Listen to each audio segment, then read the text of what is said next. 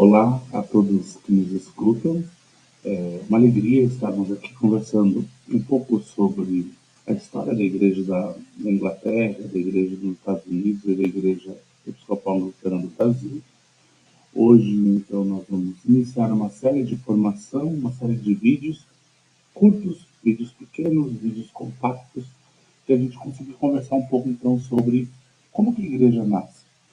A gente precisa entender que antes de qualquer coisa, a história ela vai nos dizer, nos apontar sobre de onde nós viemos e quais são as nossas raízes. A história serve para isso. E todos nós temos uma história. Se você parar para pensar sobre a sua família, sobre aonde que você veio, aonde que você nasceu, aonde que foi o lugar que você morava no passado, quem eram os seus amigos, quem eram os seus familiares, quem eram os seus avós, seus bisavós, nós vamos perceber que todo ser humano tem uma história. Às vezes, algumas histórias elas são registradas e outras não. Mas aí é uma questão da importância que se dá para aqueles momentos, para aquelas vivências. E hoje, quando a gente fala de história da igreja, a gente está falando também da nossa vida, porque nós hoje fazemos a história da igreja. E também nós precisamos conhecer tudo aquilo que irmãos e irmãs que vieram antes de nós fizeram.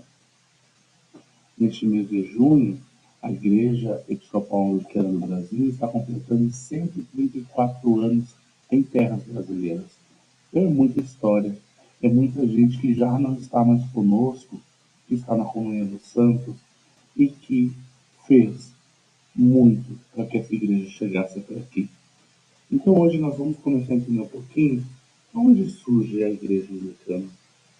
Toda e qualquer igreja, a nossa igreja também, ela vai nascer nas pregações de Jesus. Ela vai nascer com os apóstolos. Então, nossa igreja, ela não tem um fundador, ela não tem um criador. O nosso fundador é o próprio Senhor Jesus Cristo. Foi Cristo que institui e nos manda a ir ao mundo para pregar o seu Evangelho.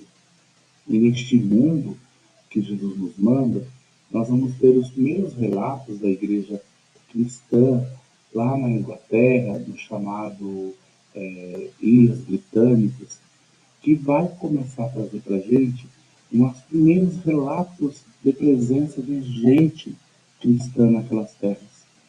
Então nós vamos ter as primeiras lendas de José de Arimateia, que ele viveu os seus últimos dias lá nas Ilhas Britânicas, na igreja celta. Mas já no ano 200 depois de Cristo, nós vamos ter os primeiros relatos que haviam sim cristãos nas Ilhas Britânicas. Lá no concílio de Arles, em 314, nós vamos já ter o relato de bispos, 3 bispos muito pobres, já foram identificados como fazendo parte daquela igreja primitiva, igreja longe, muito longe da sede principal do reino. E aí nós vamos ter em 313, quando o cristianismo passa a ser a única religião aceitável no Império Romano. Então vai ser em 313, quando Constantino, imperador do Império Romano, vai transformar o cristianismo como religião oficial. Então nós vamos ter, neste momento, uma ideia de uma igreja existente na Inglaterra, nas Ilhas Britânicas. Essa igreja era muito parecida com uma igreja primitiva que existia, chamada Igreja Celta. Então, uma igreja que é formada por uma comunidade chamada mosteiro e por abades que tinham uma relação muito forte com a ideia e a presença do bispo. Então, o mosteiro, o monastério dos monges era uma característica muito forte das igrejas primitivas na Inglaterra. Além disso, a relação com a natureza era também uma relação muito forte, tanto que nós vamos perceber em algumas orações celtas uma oração bem forte com elementos da natureza. No nosso livro de oração, a bênção da saúde vai trazer isso no primeiro momento. Ali no início da bênção da saúde, a oração ela vai trazer elementos da natureza bem fortes. Nós vamos ter a arte celta, que com uma simetria muito perfeita, onde símbolos parece que eles não têm início e não têm fim. E a igreja era o lugar de encontro, o monastério era o lugar de encontro e lugar de convívio.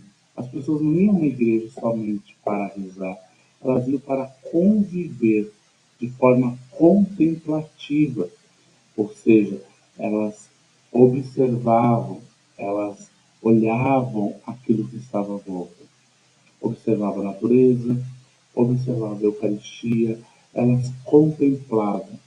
Por quê?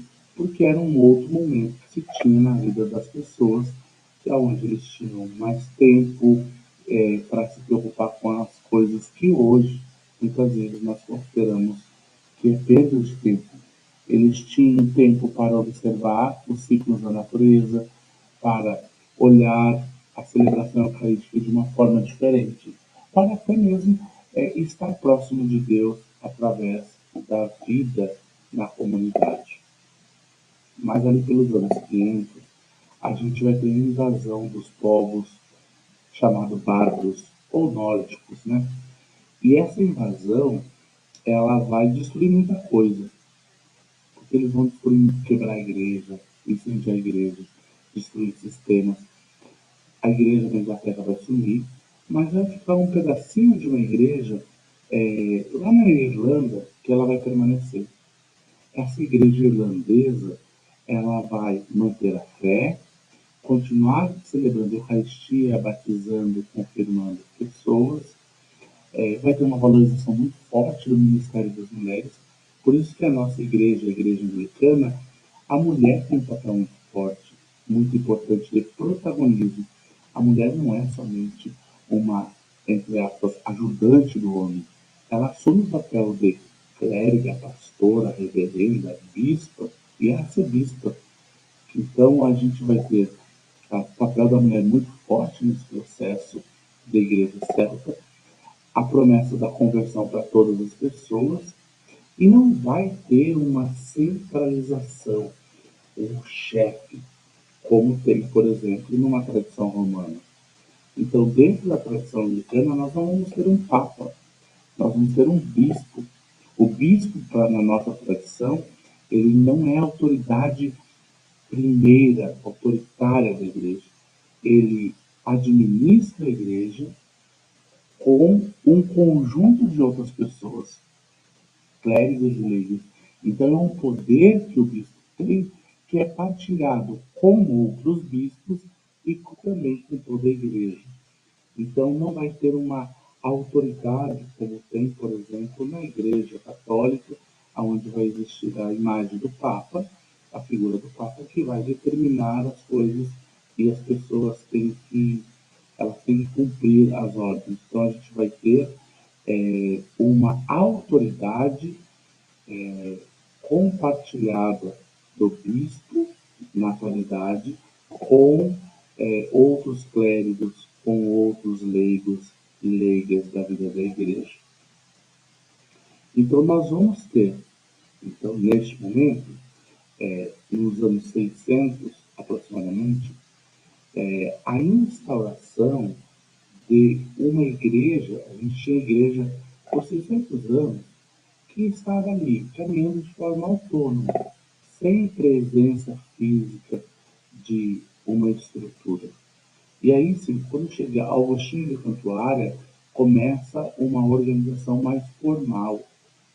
Essa organização formal vai gerar uma briga entre os cristãos celtas, que viviam de forma mais comunitária, sem uma autoridade, e agora tem a centralização com Agostinho, que precisava ter uma centralização mais forte, que tinha agora a imagem do bispo com uma liderança muito mais forte. Então, dois modelos de igreja que se entram em conflito. O modelo de igreja celta e o modelo de igreja vindo de Roma, que é o modelo vindo por Agostinho, aonde vai haver uma necessidade maior de ter uma perspectiva voltada especificamente para a institucionalização da igreja.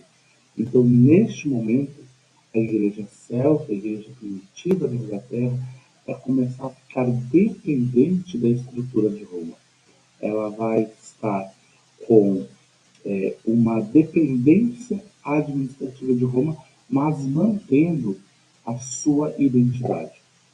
É como se a gente tivesse que entender assim: a nossa região pertence a uma estrutura diocesana em Santa Maria, mas nós não perdemos a nossa estrutura, a nossa forma de ser, mas nós continuamos pertencendo à diocese. Foi a mesma coisa na igreja primitiva celta.